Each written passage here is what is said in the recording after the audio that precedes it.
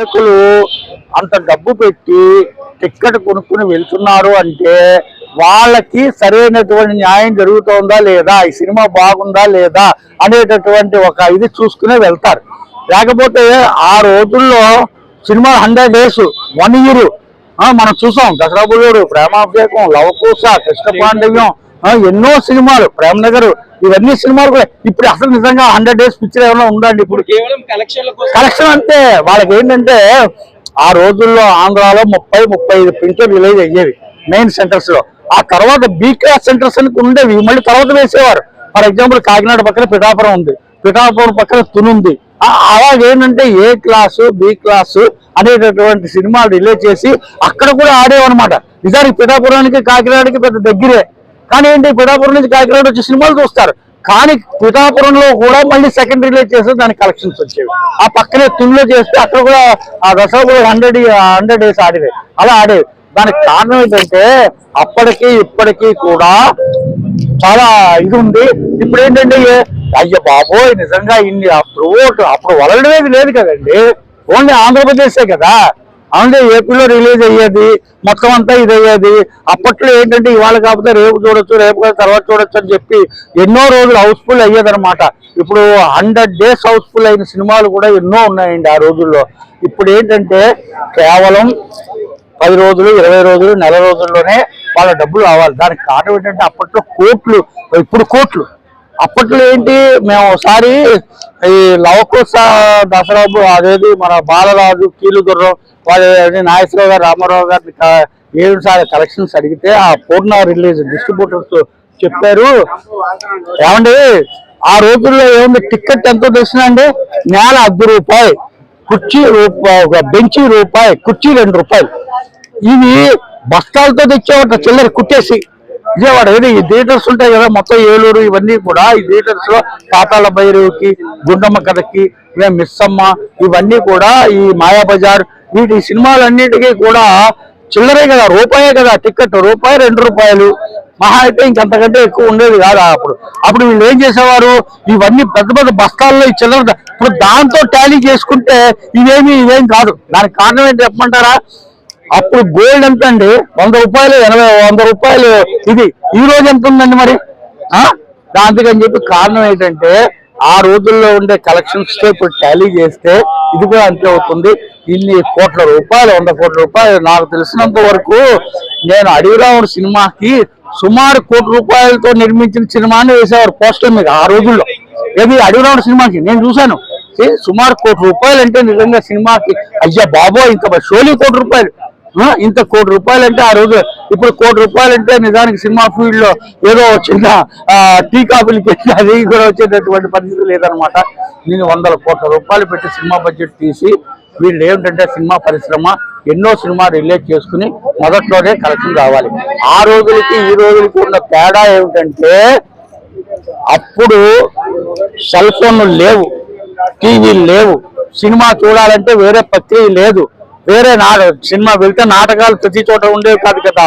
Cinema అన్నది ఒక 30 సంవత్సరాలు 40 సంవత్సరాల క్రితము సినిమా అన్నది ఒక ఎంటర్టైన్మెంట్ ఎక్కడైనా సరే. ఇప్పుడు ఆర్టీసీ క్లాసులు అన్ని థియేటర్స్ లో కూడా హౌస్ఫుల్ అయిపోయాయి. ఫ్లాప్ అయిన సినిమా కూడా హౌస్ఫుల్, కానివ్వండి హిట్ అయిన సినిమా తిరిగి వెళ్లకుండా మళ్ళీ దానికి వెళ్ళిపోయారు అనమాట. ఇంకో సినిమాకి వెళ్ళిపోయారు, మళ్ళీ అంత దూరం నుంచి ఏం వస్తాం కదా అని చెప్పి.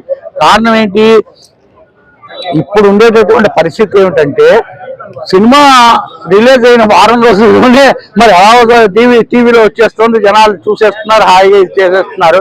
కాబట్టి ఏంటంటే అప్పట్లో టీవీలు లేవు, సెల్ ఫోన్లు లేవు, వేరే ప్రక్రియ లేదు.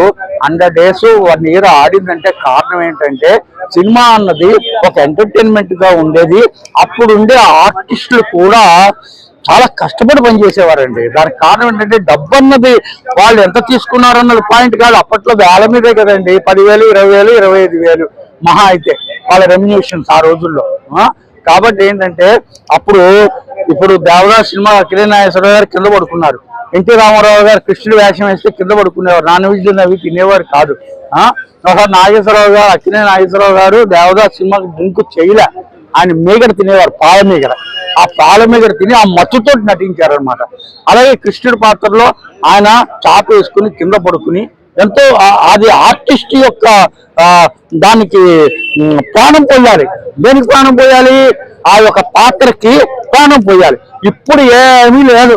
శుభ్రంగా చికెన్ తినేసి ఒక కుర్చీ మీద కూర్చుని ఇద్దరు గొడుగులు పట్టుకుని పక్కనేమో ఒకళ్ళు కాలు పిసికి ఒకళ్ళేమో ఫ్యాన్ పట్టుకుని ఒకళ్ళు ఇది చేసుకుని ఆ సెల్ ఫోన్ పట్టుకుని ఆ షాట్ ఏంటి, అమ్మ చచ్చిపోయింది వాడవాళ్ళ, ఓకే అంటే అసలు తప్ప అసలు అక్కడ సరైనటువంటిది ఎందుకు రావట్లేదంటే ఆ క్యారెక్టర్ ఏమిటి, రేపు పొద్దున ఎలా చెయ్యాలి, ఆ సీన్ ఎలా పండించాలి అనేటువంటి అప్పుడప్పుడు ఆ షాట్కు రావడం, అప్పుడప్పుడు డైరెక్టర్ చెప్పడం, అప్పుడప్పుడు వెళ్ళడం, వాళ్ళు కాకపోతే బ్యాక్ సైడ్ నుంచి డూబుని పెట్టి తీయడం, ఆ రాకపోయినా కానీ షూటింగ్ ఏదో రకంగా చేసేస్తున్నారు అనమాట ఆర్టిస్టు. ఒకసారి అక్కినేని నాగేశ్వరరావు గారు మన Prasad art pictures cinema shooting జరుగుతుంది, ఆదర్శ కుటుంబం ఏదో, రాత్రి 11:30-12 అయింది. ఒక సాంగ్ లో డూప్ పెడితే సరిగ్గా రావట్లేదు.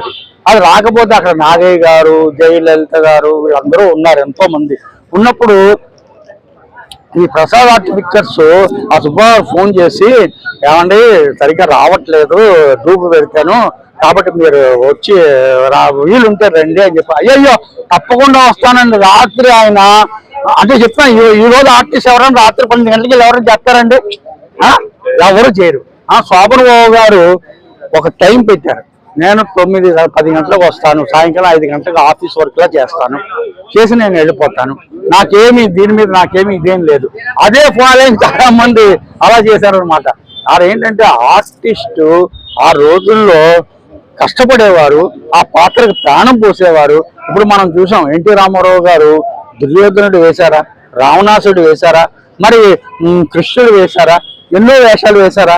వాడికి నిజంగా దుర్యోధనుడు అంటే మనం ఏమనుకుంటాం, దుష్టుడు, రావణాసుడు అంటే దుష్టుడు, కానీ ఆ పాత్రల్ని వారు సజీవం చేసి వాళ్ళకు కూడా ఒక ప్రాధాన్యతను కల్పించి చేశారు. ఆ తర్వాత ప్రెసెంట్ ఇప్పుడు జరిగేటటువంటి సంక్రాంతికి విడుదల సినిమాలన్నీ కూడా చాలా పోటీగా ఉన్నాయి. కానీ ఏంటంటే నేను చెప్పేది, కొద్దిగా ఈ యంగ్ వాళ్ళంతా కూడా ఈ రామ్ చరణ్ సినిమాకే ప్రాధాన్యత ఇస్తారని నేను అనుకుంటున్నాను. ఎందుకు అనుకుంటున్నానంటే ఆల్రెడీ వెంకటేష్ గారికి ఎన్నో సినిమాలు వచ్చేసాయి, బాలకృష్ణ గారికి ఎన్నో సినిమాలు వచ్చేసాయి, వాళ్ళందరినీ ఆల్రెడీ చూసిన వారే. రామ్ చరణ్ యొక్క ఫ్యాన్స్ యంగ్ తోటి ఉన్నారు కాబట్టి ఆయన ఏదో చేసేస్తాడు, ఆయన ఏదో చాలా మంచి శంకర్ పెద్ద డైరెక్టర్, తమిళంలో చాలా హిట్స్ ఇచ్చారు, ఇటు రజనీకాంత్ కానీ ఇటు కమల్ హాసన్ కానీ ఎన్నో మంచి హిట్స్ ఇచ్చారు. కాబట్టి ఇప్పుడు ఎక్స్పెక్టేషన్స్ అంతా కూడా రామ్ చరణ్ మీదే ఉందన్నమాట.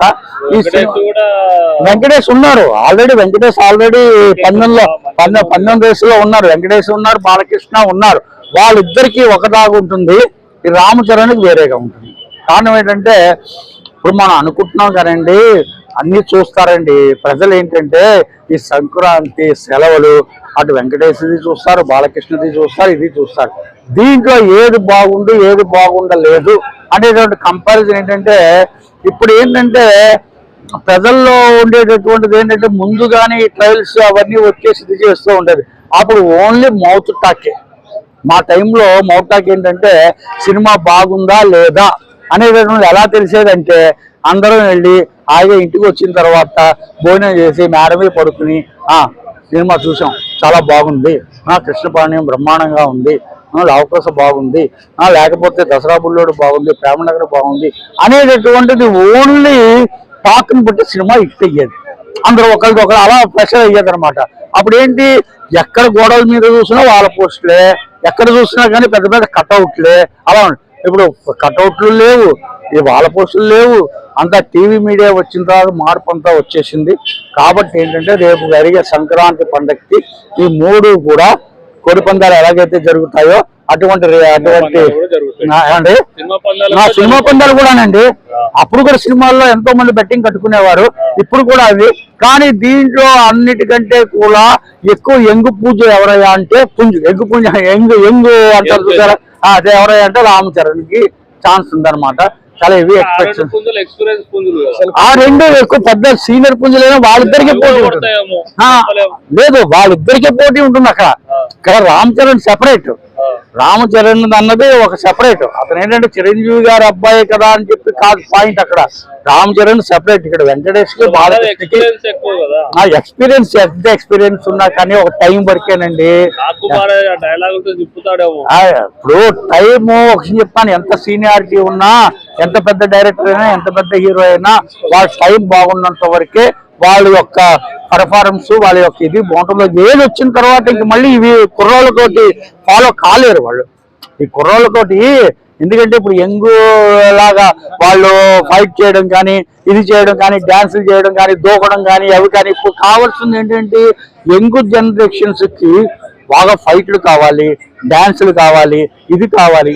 అందుమూలని చెప్పి వాళ్ళు ఆ యొక్క మహారాజ్ సంక్రాంతికి వచ్చిన సినిమా హిట్ కావంటారా? సంక్రాంతికి హిట్ అవుతుంది, హిట్ అవుతుంది. ఇప్పుడు ఆ రెండింటికి పోటీ పడుతుందండి. దాంట్లో నేను చెప్పేది ఏంటంటే ఈ యొక్క రామ్ చరణ్ సినిమాకి ఎక్కువ ప్రాధాన్యత ఉంటుంది, దానికి ఎక్కువ. ఎందుకంటే అక్కడ శంకర్ మంచి